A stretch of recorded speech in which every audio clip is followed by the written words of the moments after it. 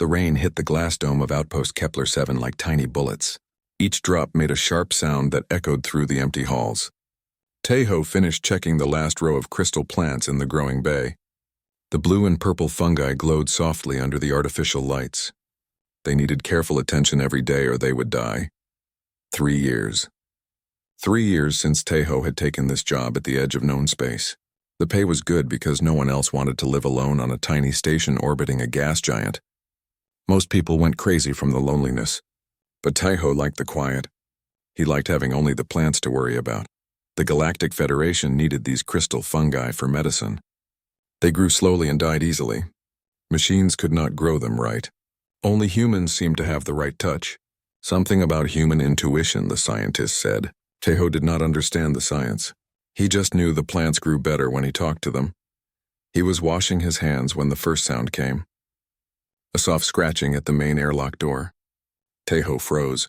No ships were supposed to come for another month. The supply run was not due yet. The scratching came again, lighter this time. Tejo walked slowly to the airlock. The corridor felt longer than usual. His footsteps echoed in the metal hallway. When he reached the heavy door, he pressed his face to the small window. Nothing. Just the dark space and distant stars. The gas giant Nemesis hung below like a giant orange ball with swirling clouds. Then something moved at the bottom of his vision. Tejo looked down and his heart stopped. A small creature sat by the door. It was no bigger than a house cat, but it looked like something from an old Earth story. It had 4 legs, 2 small wings, and a long tail. Its body was covered in scales that changed color as he watched. First purple, then silver, then a deep blue like the night sky. The creature looked up at him. Its eyes were large and golden. They seemed old, much older than they should be in such a small body. When their eyes met, Tejo felt something strange, like someone was gently touching his mind. The creature was shivering. Its wings were folded tight against its body. Ice crystals had formed on its scales from the cold of space. How was it even alive out there without a spacesuit? Tejo stepped back from the window. This was impossible. There were no known life forms that could survive in open space. The Federation had explored thousands of worlds. They had found many strange creatures, but nothing like this. Nothing that looked like the dragons from old Earth myths. The scratching came again. Softer now, weaker. The creature was dying out there. Tejo knew the rules. No unauthorized life forms on Federation stations. No contact with unknown species without proper clearance. No exceptions. Breaking these rules meant losing his job and maybe going to prison. But the creature looked so small and helpless. He moved to the control panel. His finger hovered over the airlock release. Once he pressed it, there would be no going back. The station sensors would record everything. The Federation would know. The creature looked up at the window again. This time Tejo heard something in his mind. Not words exactly, but a feeling. A question. May I rest here tonight? The voice was formal and polite, like someone from an old movie. It sounded tired and scared, but also hopeful. The creature was asking permission. It was not demanding or trying to force its way in. It was asking nicely for help. Tejo looked at the control panel again. Red lights showed the airlock was sealed. Green lights would mean it was opening. His training told him to call Federation Command and report the contact. Let the experts handle it. But something in those golden eyes made him pause. The creature was not just asking for shelter. It was trusting him. It had somehow found this tiny station in the middle of nowhere and chosen to ask a human for help. The scratching stopped. Tejo looked through the window again. The creature had curled up in a small ball.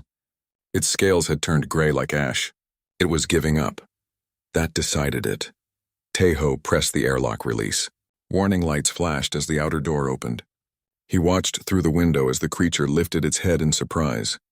It looked at the open door, then back at the window where Tejo stood.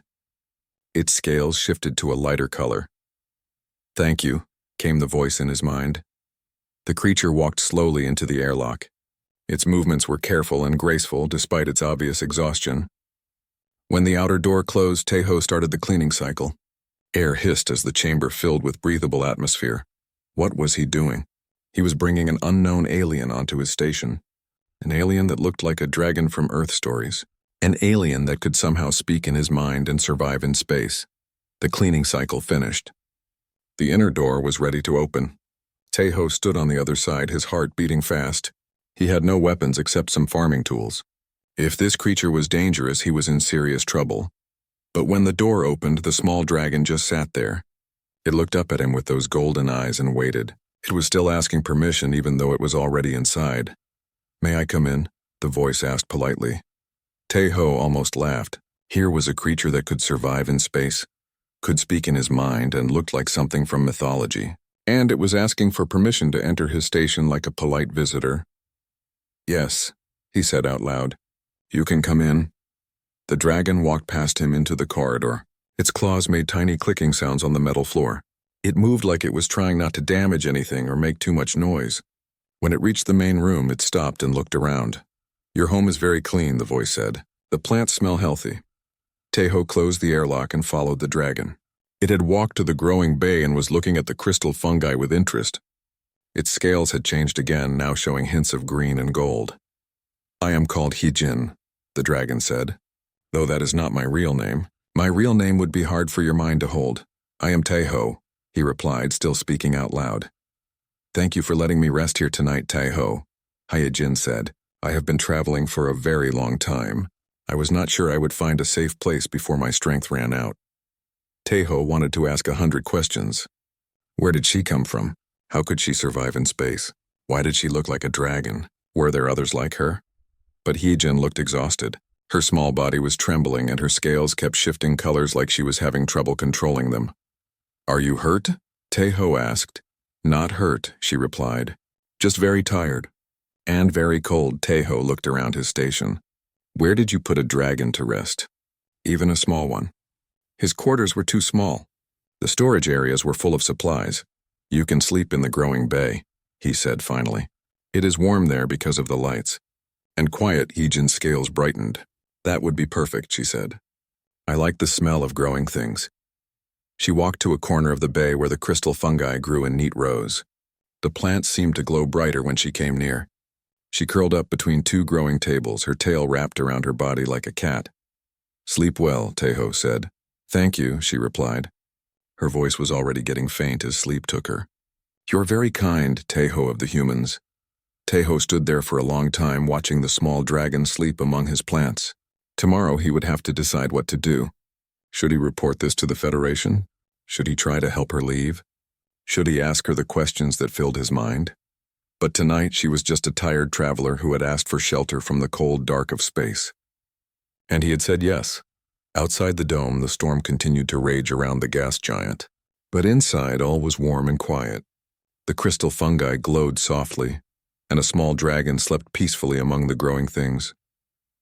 For the first time in 3 years, Teho was not alone. Teho woke up before his usual time. The station felt different somehow, warmer, more alive. Then he remembered the dragon sleeping in his growing bay. He got dressed quickly and walked to the plant room. The crystal fungi were glowing brighter than he had ever seen them. Their blue and purple light filled the space with gentle colors. In the corner where Hijin had curled up, the plant seemed especially healthy. The small dragon was awake. She sat very still watching the fungi grow. Her scales had changed overnight. Instead of the dull gray from yesterday, they now showed beautiful shades of gold and emerald green. She looked much better. "Good morning," her voice said in his mind. "Your plants are very beautiful. They sing while they grow." Teho looked at the fungi. He had never heard them make any sound. "Sing?" he asked. "Not with sounds your ears can hear," Hijin explained. "But they are happy. They like being cared for by someone who understands them." Teho brought her some water in a small bowl. He was not sure what dragons ate, but everyone needed water. Hijin drank carefully, using her tongue like a cat. "Thank you," she said. "You take good care of living things. I can see why the fungi grow so well for you." "How do you know about the fungi?" Teho asked. "Are there others like you?" Hijin was quiet for a long moment. Her scales shifted colors slowly, like she was thinking hard about something important. "There are others," she said finally, "but not many. We are old, Teho. Much older than your people know." "What do you mean?" Hijin stood up and walked to the window that looked out at the stars. "We have been traveling between worlds since before your son was born. We have seen galaxies form and die. We have watched countless species grow from simple life to reach for the stars. That is impossible, Tejo said. The Federation has explored thousands of worlds. If your people were that old, we would have found evidence. You did find evidence, Heejin said softly. Every world with life on it. Every species that learned to think and dream and create. We helped plant the seeds. Tejo felt his legs get weak. He sat down heavily on a work stool. What are you saying? We are gardeners, Heejin explained. We plant life on empty worlds. We guide evolution in helpful directions. We inspire young species to grow and learn and reach for the stars. Your people call us dragons because that is how your minds remember us from long ago. But dragons are myths, Tejo said. Stories from old Earth, are they? Heejin asked. Think about your stories. Dragons who are wise and ancient. Dragons who guard treasures. Dragons who can fly between worlds. Your people remember us, even though it has been many thousands of years since we visited Earth openly. Tejo thought about the old stories his grandmother used to tell him. Dragons who brought fire to humans. Dragons who taught them to grow food and build cities. Dragons who disappeared when humans no longer needed their help. You helped humans, he said slowly.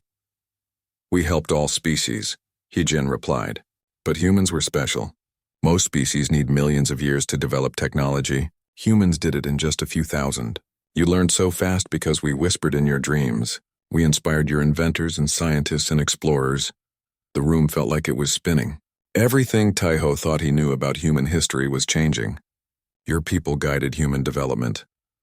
Not controlled, Heejin said quickly. Guided, inspired, like a teacher helping a student learn. Humans still did all the work. They still made all the discoveries. We just helped them see the right directions. Why? Tejo asked. Because you are special, she said. Most species grow strong or smart or wise. Humans grew something different. You grew kind. You learned to care for things that could not help you. You protected the weak. You saved species that were dying out.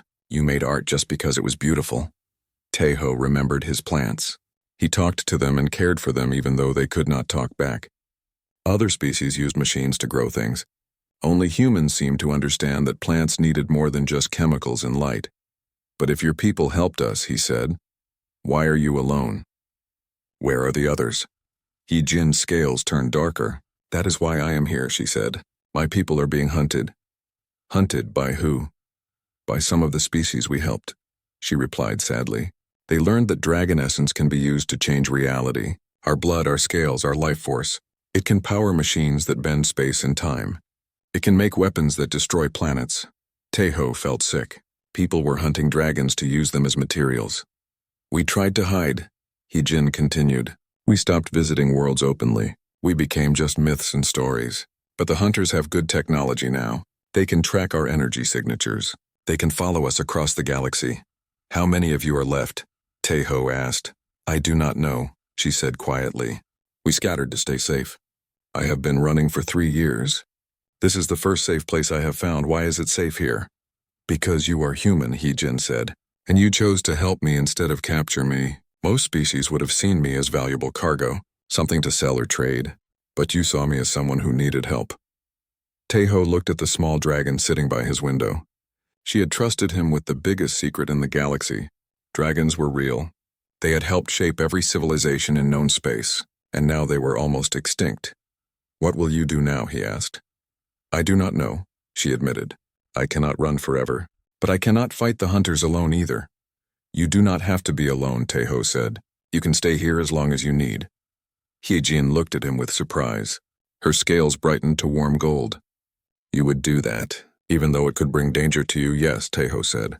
This is your safe place now. But what about your Federation rules, she asked. What about the reports you must file? Let me worry about that, Tejo replied. You helped humans become what we are today. Now maybe humans can help you. Heejin walked over to him. She was small enough that her head only came up to his knee. She looked up at him with those ancient golden eyes. Thank you, she said. I had almost lost hope that kindness still existed in the galaxy. It exists, Tejo said. Sometimes it just needs the right moment to show itself. They spent the rest of the morning together among the crystal fungi. Heejin told him more stories about the early days of different species. How the Centaurians learned to fly. How the Vega people discovered music. How humans learned to dream of the stars. Each story made Tejo understand more about how connected all life in the galaxy really was. The dragons had been the hidden thread linking every world, every species, every step forward in the long journey from simple life to space travel. And now that thread was almost broken. But not yet, Teho thought as he watched Heejin sleep peacefully among the glowing plants. Not while humans still remembered how to offer shelter to someone in need. Outside, the gas giant continued its slow rotation.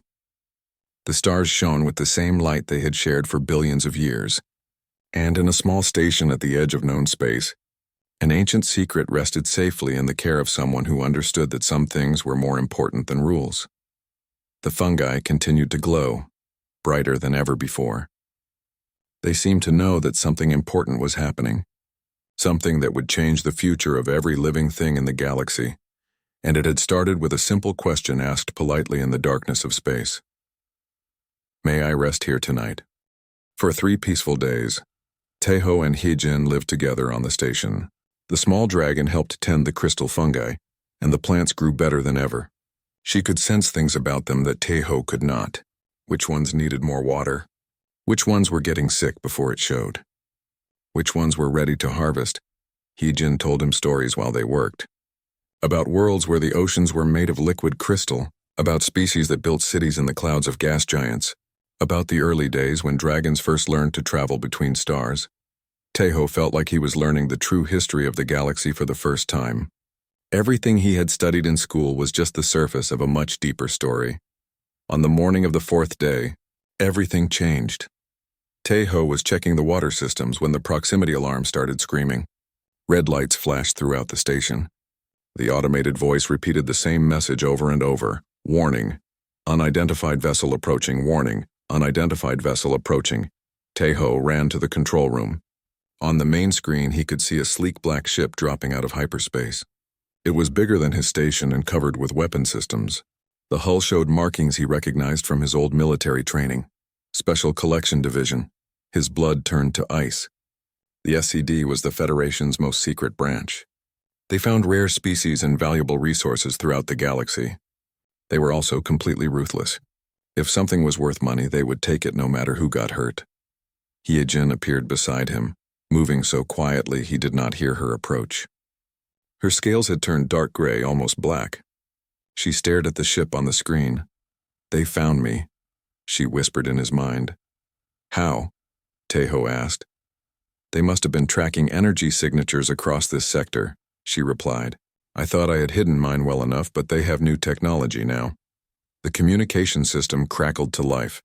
A face appeared on the screen that made Teho's stomach twist with fear. Captain Dongwu was known throughout the outer colonies as the man who never failed a mission. Half his face was covered in burn scars from some long-ago battle. His remaining eye was cold as space itself. Outpost Kepler 7, the captain said in a voice like grinding metal. This is Federation Vessel Harvester requesting permission to dock.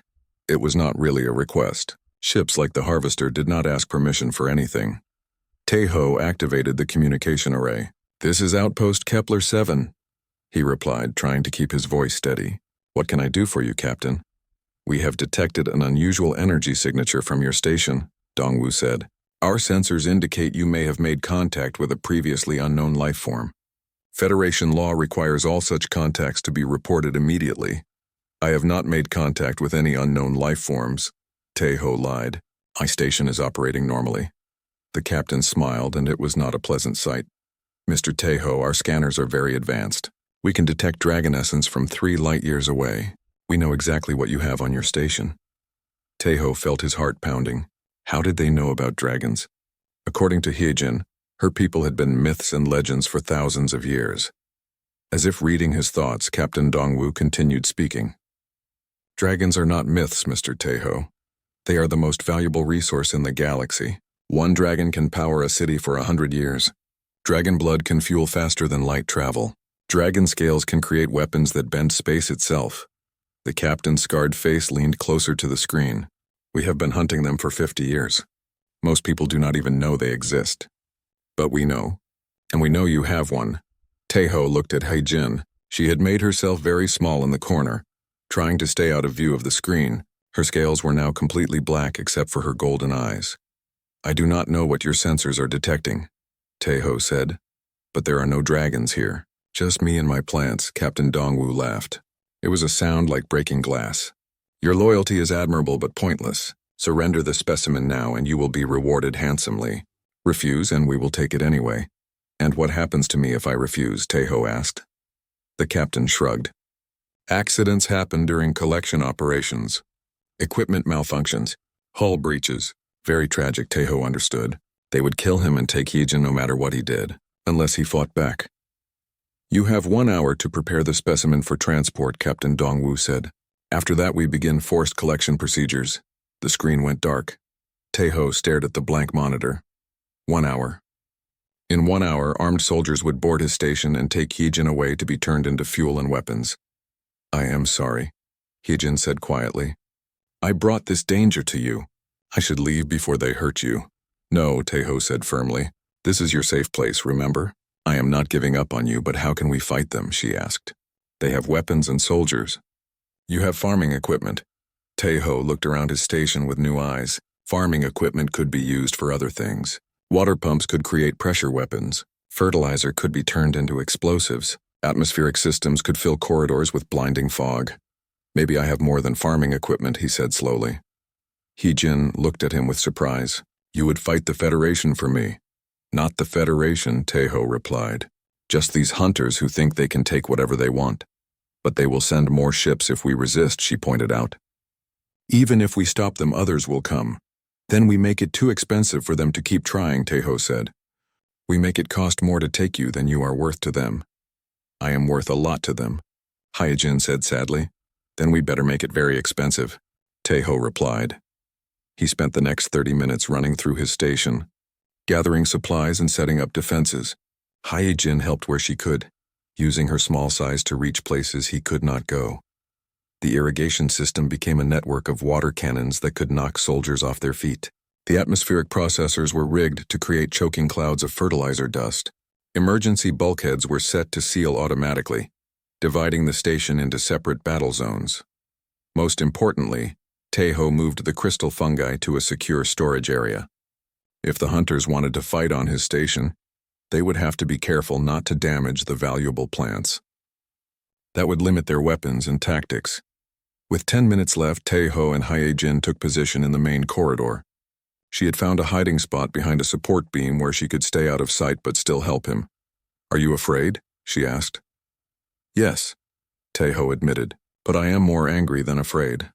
Why are you angry? Because they think they can just take whatever they want, he said. Because they hunt people like you just for profit. Because they threaten to kill me for trying to do the right thing. Heejin's scales shifted to a warmer color. You are very brave, Tejo. I am not brave, he replied. I am just stubborn. The proximity alarm started again. On the screen, he could see small attack ships launching from the harvester.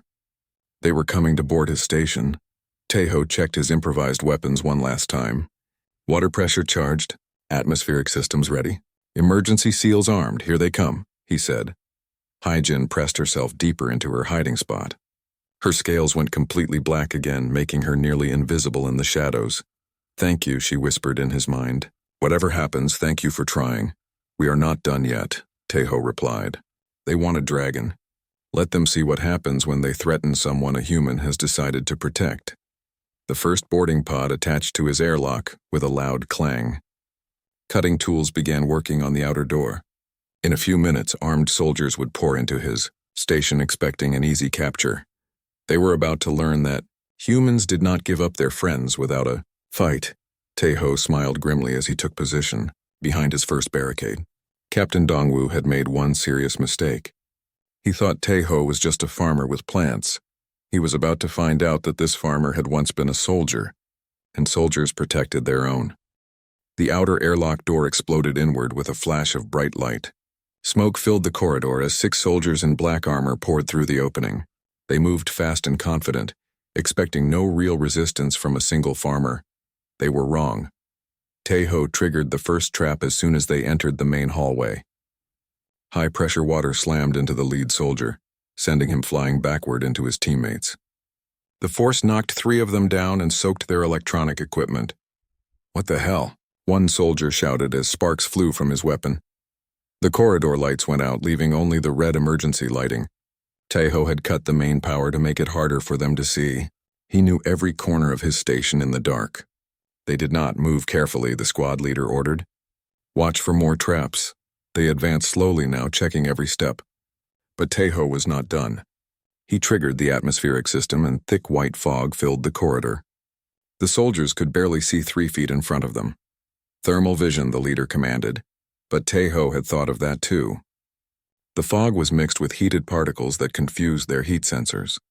Everything looked the same temperature through their scopes. From her hiding place, Hyejin watched in amazement. This quiet human who grew plants and talked to crystal fungi was fighting trained soldiers with nothing but farm equipment, and he was winning. "Where is he?" one soldier called out as he stumbled through the fog. Tejo was behind them now, moving through maintenance tunnels he had used for 3 years. He triggered another water trap, this time from above. The soldiers spun around, firing at shadows and hitting nothing but walls. "Hold your fire," the leader yelled. "You will damage the dragon if it is nearby." That gave Tejo an idea. He activated his communication system and spoke through the station speakers. "Attention, soldiers," he announced. "You are standing in a room full of valuable crystal fungi. Each plant is worth more than your yearly salary. If you keep shooting blindly, you will destroy millions of credits worth of Federation property." The squad leader cursed. His orders were to capture the dragon without damaging the station's other valuable resources.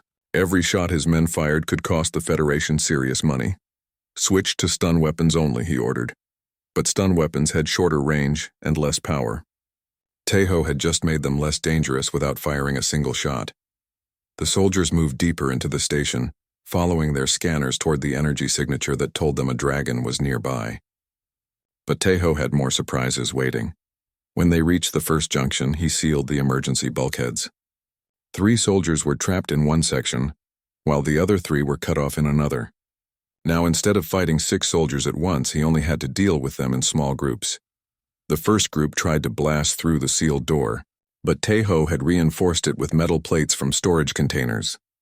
It would take them several minutes to cut through. He used that time to deal with the second group. These 3 soldiers had made it to the growing bay where Hyejin was supposed to be hiding. They searched carefully, scanning for heat signatures and energy readings. But they found nothing except rows of glowing fungi. "Where is it?" one soldier wondered. "Scanners say it should be right here." Another replied. They did not know that Hyejin could change the color and temperature of her scales. Right now she looked exactly like the dark metal of the support beam she was hiding behind. Even her heat signature matched the surrounding metal. The soldiers spread out to search more carefully. That was when Tejo struck again. He had rigged the plant watering system to spray liquid fertilizer instead of water.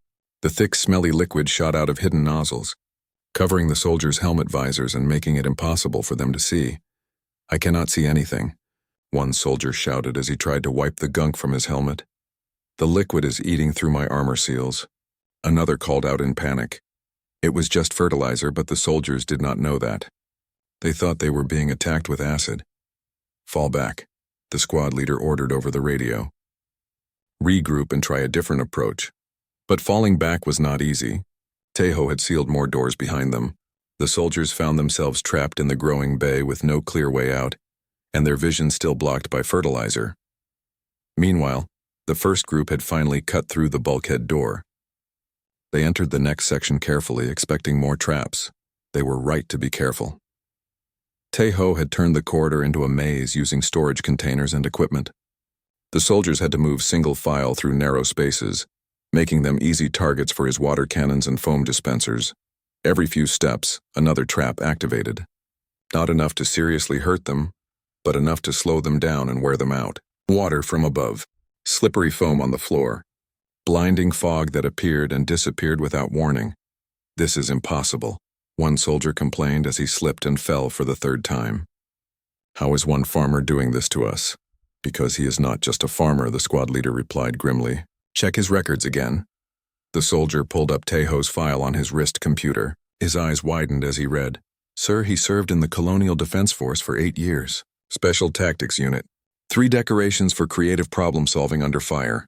The squad leader nodded. "That explains it. We are not fighting a farmer. We are fighting a soldier who has been planning this defense for days." From her hiding place, Hyejin felt a new emotion she had not experienced in years. Hope. This human was not just protecting her out of kindness. He was protecting her because he had decided she was worth fighting for. And humans, when they decided to fight for something, were very hard to stop. The battle continued for 2 hours. Every time the soldiers thought they had found a clear path, another trap activated. Every time they tried to advance, the station itself seemed to fight back.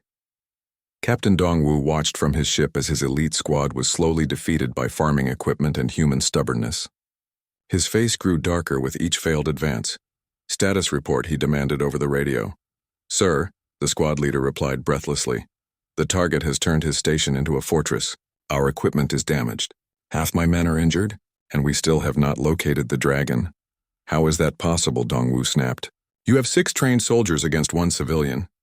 This civilian used to be military," the squad leader explained, "and he knows this station better than we know our own ship. Every corridor is trapped. Every room is defended. It will take hours to clear each section. Hours we do not have," the captain growled. "Other ships will detect our operation soon. We need that dragon now." "Sir," the squad leader said carefully, "maybe we should consider a different approach. The target clearly cares about the dragon." "We could negotiate." "Absolutely not," Dongwu replied. "The Special Collection Division does not negotiate with civilians. Use heavier weapons if necessary. But sir, the fungi in here are worth millions. If we damage them with heavy weapons, the Federation will have our heads."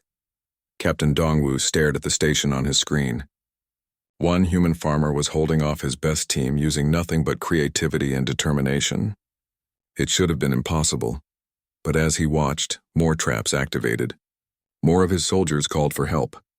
The simple farming station had become an impregnable fortress defended by someone who refused to give up. For the first time in his career, Captain Dongwu began to wonder if he had underestimated his target. Not just the farmer, but humans in general. What made someone fight this hard for something that could not even help them? What made a peaceful plant tender become a tactical genius when protecting a friend? He was about to learn that humans had one advantage no other species possessed. When they decided something was worth protecting, they would use every tool, every trick, and every ounce of creativity they had to defend it. And sometimes, that was enough to change the course of history. The battle had been going on for 6 days. Captain Dongwu's soldiers were exhausted, their equipment was broken, and they had not gotten any closer to capturing the dragon. Every time they tried a new approach, the human farmer found a way to stop them. What made it worse was that news of the fight was spreading. Someone had started broadcasting the battle across hidden communication channels. Videos of soldiers being defeated by water sprays and plant fertilizer were being shared throughout the galaxy. On his ship, Captain Dongwu watched the reports with growing anger. The Special Collection Division was supposed to work in secret. Now half the galaxy was watching his elite team get beaten by farming equipment. "Sir," his communications officer said nervously, "we are receiving messages from Federation Command. They want to know why we are attacking a civilian agricultural station. Tell them it is a classified operation." Dongwu replied through gritted teeth, "Sir, they say the operation is no longer classified since it is being broadcast live across 12 star systems." Captain Dongwu cursed under his breath. Someone on the station was transmitting everything that happened. The quiet capture mission had become a public disaster. What he did not know was that Hyojin had been sending the broadcasts. Dragons could communicate across vast distances using their natural abilities. She had been calling out to any of her people who might still be alive, telling them about the human who was protecting her. The response surprised her. The first dragon to answer was an old male named Jae-sung. He had been hiding in an asteroid field near the Vega system for 2 years. His message was simple: a human fights for dragons. This has never happened before. More dragons began to respond. Females named Sujin and Kyung-hee from the Outer Rim territories. A young male called Minho, who had been living alone on an ice planet. Elderly dragons who had not spoken to others of their kind in decades. They all said the same thing. They wanted to know more about this human who would risk everything to protect a dragon he had just met. Hyojin told them about Taiho, how he had opened his door to a stranger, how he chose kindness over rules, how he was fighting trained soldiers with nothing but creativity and determination. The dragons listened with wonder. For thousands of years, they had guided and helped younger species, but no species had ever tried to help them in return. They had always been the givers, never the receivers of protection. Now a human was showing them what they had taught others. Courage, loyalty, the willingness to fight for what was right even when it seemed hopeless. One by one, the scattered dragons began to move. They came out of hiding places they had not left in years. They started traveling toward the small station where one of their kind was being protected by a single human. On the station, Taeho did not know about the dragons coming to help. He was too busy defending his home. The soldiers had tried everything: cutting tools, stun weapons, sleep gas, and sonic disruptors. Nothing worked. Taeho had turned his station into a maze of traps and barriers. Every corridor was defended. Every room was a puzzle that took hours to solve. The soldiers advanced a few feet each day and paid for every inch with exhaustion and frustration. But Taeho was getting tired too. He had not slept for more than an hour at a time in 6 days. He was running out of supplies to make new traps. Worst of all, he could see more Federation ships arriving to help Captain Dongwu. "We cannot hold out much longer," he told Heejin during one of their brief rest periods. "I know," she replied sadly. "I am sorry I brought this trouble to you." "Do not be sorry," Taeho said firmly. "You asked politely for help. That is not trouble. That is just being civilized." Heejin looked at him with those ancient golden eyes. "You are the most civilized being I have ever met," she said. Before Taeho could reply, new alarms started sounding. But these were different from the attack warnings. These were proximity alerts for ships dropping out of hyperspace. More Federation reinforcements, Taeho thought with sinking heart. But when he looked at the scanner screen, he saw something impossible. The new ships were not Federation vessels. They were small, organic-looking craft that seemed to be made of living metal. They moved with a grace that no mechanical ship could match. "Dragon ships," Heejin whispered in amazement. They came. They actually came. More ships appeared. Then more. Within an hour, nearly 50 dragon vessels surrounded the station. They were beautiful and strange, each one unique like a living creature. Captain Dongwu stared at his screens in shock. His sensors could not get clear readings on the new ships. They seemed to bend space around themselves, making it hard to track their positions or weapons. "What are those things?" his weapons officer asked. "Dragon ships," the captain replied quietly. "I have seen reports about them but never believed they were real." On the communication channel, a new voice spoke. It was deep and ancient, carrying the weight of countless years. "Federation vessel Harvester," the voice said formally. "You are attacking one who has offered sanctuary to our kind. This is not acceptable." Captain Dongwu found his voice. "Unknown vessels, you are interfering with a legitimate Federation operation. Withdraw immediately or face the consequences," the dragon voice replied with quiet amusement. "Captain, you have spent 6 days trying to capture one small dragon being protected by one human, with farming equipment. Do you really think you are in a position to threaten 50 dragons with warships?" Around the station, the dragon ships began to move in perfect formation. They did not point weapons or make threatening gestures. They simply positioned themselves between the Federation forces and the station. But their message was clear. To reach Hyojin, the Federation would have to go through all of them. More dragons continued to arrive. Soon there were over 100 ships surrounding the station. Dragons who had not been seen in decades were coming out of hiding, drawn by reports of a human who had chosen to protect rather than exploit their kind. On the station, Hyojin was crying tears of joy. Her scales had turned bright silver, a color Taeho had never seen before. "They came," she kept repeating. "After all these years of hiding and running, they came to help. But they did not come just to help me," she added, looking at Taeho. "They came because of you, because you showed them something they had forgotten was possible." "What is that?" Taeho asked. "That kindness still exists in the galaxy," she replied. "That there are still people who will risk everything to protect a stranger who asked politely for help." Captain Dongwu found himself facing an impossible situation. His mission had been to capture one dragon quietly and secretly. Now he was surrounded by 100 dragon warships with half the galaxy watching on live broadcast. Even worse, the Federation Council was demanding explanations. Why was he attacking a civilian station? Why had he not reported the existence of dragons? Why was his classified mission being broadcast to every planet in known space? "Sir," his communications officer said nervously, Federation Command is ordering us to withdraw immediately. They say this has become a diplomatic incident. Captain Dongwu stared at the screen showing the small agricultural station surrounded by impossible ships crewed by beings from mythology. One human farmer had turned his simple mission into the most complicated situation in Federation history. All units, he said finally, stand down and withdraw to safe distance. His soldiers, exhausted and defeated by farming equipment, were happy to retreat to their ships. As the Federation forces pulled back, the dragon ships began broadcasting a message across all channels. It was simple and direct, to all species of the galaxy. We are the dragons. We have been your teachers and guides for millions of years. We helped you reach the stars. We inspired your greatest achievements. And now one human has reminded us what we taught you about courage and kindness. The voice continued. This human asked for nothing in return for his protection. He risked his life simply because it was the right thing to do. This is what we hoped all species would become. This is why we spent so long helping you grow. The message ended with words that would be remembered throughout galactic history. We dragons formally request sanctuary with the human species. Not because we are weak, but because they have proven they understand what strength really means. And in a small station at the edge of known space, a tired farmer and a small dragon watched the stars together, knowing that everything had changed forever. 6 months had passed since the siege of Outpost Kepler 7 ended. The small agricultural station was no longer small or lonely. It had grown into something that had never existed before in galactic history.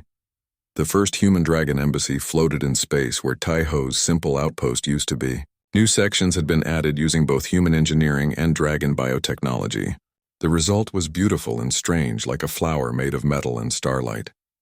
Tai-Ho stood in what used to be his growing bay and looked at the changes with wonder. The crystal fungi still grew in neat rows, but now they grew alongside plants from 100 different worlds. Dragon gardening techniques had helped create new species that glowed with rainbow colors and sang in harmonies that could heal the sick. The plants were not just beautiful, they were producing medicines that could cure diseases that had killed millions. Food that could grow on the most barren planets, materials that could build ships stronger than any metal yet discovered. But the most important thing growing in the embassy was understanding between species. Are you ready for today's meeting? Heejin asked as she entered the garden. She had grown during their time together, though not much in size. She was still small enough to perch on Tai-Ho's shoulder if she wanted to, but her confidence had blossomed like the exotic flowers around them. Her scales now showed patterns of gold and green that meant contentment in dragon language. As ready as I can be, Tai-Ho replied. I never thought I would be explaining human behavior to representatives from 12 different star systems. You are doing well, she assured him. They listen to you because you speak from experience, not just theory. Today's meeting was special. Representatives from every major species in the Federation were coming to learn about the new partnership between humans and dragons. Some came because they were curious.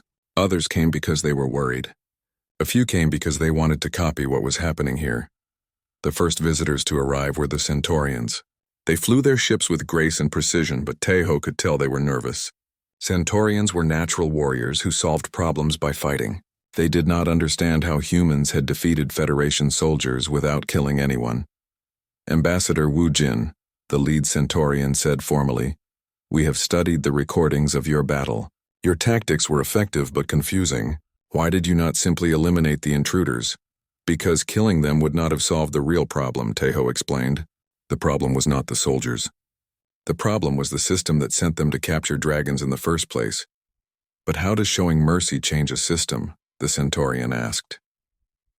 By making people think, Tai-Ho replied. When the galaxy watched humans protect dragons instead of exploiting them, it made everyone question why dragons were being hunted at all. The Centaurian delegation looked confused, but they took careful notes. Understanding humans was apparently harder than they had expected. Next came the Vegan representatives. They were known throughout the galaxy for their advanced technology and cold logic. Their leader, a tall being with silver skin, studied the hybrid plants with scientific interest. These biological modifications should not be possible, the Vegan announced. Dragon and human techniques are completely different. Combining them should result in failure. Heejin glided over to join the conversation. You are correct that our methods are different, she said politely. Humans grow things with intuition and care. Dragons grow things with patience and wisdom. Together we can create what neither could achieve alone. But how do you measure intuition? The vegan demanded. How do you quantify care? Some things cannot be measured, only experienced, Heejin replied. Would you like to try growing something with us? The vegan hesitated. Their entire culture was based on precise calculations and logical processes. But curiosity won over caution. They spent the next hour working with human and dragon gardeners, learning that some of the best results came from feeling rather than thinking. The most interesting visitors were the Andromedans. They were one of the oldest known species, almost as ancient as the dragons themselves. Their representative was a being of pure energy who spoke in colors rather than words. We have watched the dragons guide younger species for eons. The Andromedan communicated through shifting light patterns. But we never understood why they chose to help rather than rule. Now we see the answer in these humans. What answer? Taeho asked. That true strength comes from lifting others up, not keeping them down, the energy being replied. The dragons taught this to every species, but only humans truly learned the lesson. More delegations came and went throughout the day. Some understood the new partnership immediately. Others struggled with the concept of cooperation without conquest. A few left angry because they could not figure out how to exploit the relationship for their own benefit. But by the end of the day, something important had happened. Word was spreading throughout the galaxy that there was a place where different species could work together as equals. A place where the strong protected the weak and everyone contributed according to their abilities. As the last visitors departed, Taeho found himself alone with Hyejin in the garden. The crystal fungi glowed softly around them, healthy and content. New plants from Dragon World sparkled with their own inner light. The air smelled of growing things and possibilities. Do you ever miss the quiet? Hyejin asked. When it was just you and the plants sometimes, Taeho admitted. But this is better. Before I was just growing plants. Now we are growing something much more important. What is that hope? Taeho said simply. We are showing the galaxy that different species can trust each other. That protection is better than exploitation. That asking politely for help usually gets better results than demanding or taking. Hyejin's scales shifted to warm gold. Her people had spent millions of years teaching these lessons to younger species. But it had taken a human farmer to show everyone, including the dragons themselves, how to actually live them. 3 months later, the Federation Council officially disbanded the Special Collection Division. Their ships were converted into rescue vessels that helped species in danger instead of capturing them. Captain Dongwu was reassigned to lead a new department focused on peaceful first contact protocols. Other changes followed quickly. Trade agreements were replaced with mutual aid treaties. Military alliances became scientific partnerships. Species that had been enemies for centuries began working together on problems that affected everyone. It was not perfect. There were still conflicts and misunderstandings. Some species refused to change their old ways. But something fundamental had shifted in how the galaxy worked. The phrase that started it all became a symbol of the new age. May I rest here tonight appeared on everything from diplomatic documents to children's toys. It was a reminder that sometimes the most important question was not what you could take, but what you could give. Immigration to human colonies increased dramatically as species sought to live among people who would protect refugees and help strangers. Human agricultural techniques spread to thousands of worlds, always paired with the understanding that caring for growing things required patience and kindness. Dragon schools opened on major worlds, teaching ancient wisdom to young minds of every species. But the most popular classes were the ones taught jointly by humans and dragons, showing how different approaches could combine to create something better than either could achieve alone. In the growing embassy that had once been Outpost Kepler 7, Taeho continued to tend his plants. But now he also tended relationships between species, helping resolve conflicts with the same patient care he had once given to crystal fungi. Hyejin worked beside him, translating between dragon wisdom and human intuition. Together they had become the living symbol of what cooperation could achieve when based on mutual respect rather than exploitation. Every morning, Taeho would walk through the gardens and remember the night when a small dragon had asked politely for shelter. That simple request had changed the course of galactic history by reminding everyone that sometimes the Strongest response to a stranger's need was simply to open the door and say yes. The age of exploitation was ending. The age of cooperation had begun, and it had all started with the oldest human tradition of all, offering sanctuary to someone who had nowhere else to go.